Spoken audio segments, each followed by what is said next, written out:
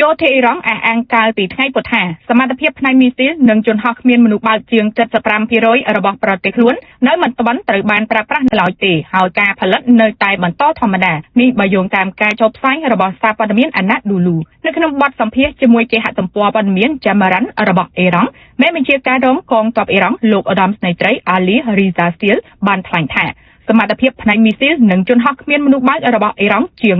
75% នៅតែរក្សាបាននៅស្ថានភាពល្អនិងត្រៀមខ្លួនរួចរាល់សម្រាប់ការប្រើប្រាស់ចំពោះការផលិតសមត្ថភាពទាំងនេះក៏នៅតែបន្តដំណើរការដោយគ្មានការរំខានមន្ត្រីអ៊ីរ៉ង់រូបនេះបានលើកឡើងទៀតថាអំណាចយោធានិងការទូតរបស់ប្រទេសដំណើរការដោយមានការសម្របសម្រួលគ្នាលោកបានគប់បញ្ជាក់ថាពួកយើងជាទីហ៊ានគឺឈរនៅពីក្រោយការងារការទូតនៅពេលដែលអំណាចយោធាមានភាពទន់ខ្សោយអ្នកការទូតក៏ស្ថិតនៅក្នុងស្ថានភាពទន់ខ្សោយដែរនៅឯតុចរចា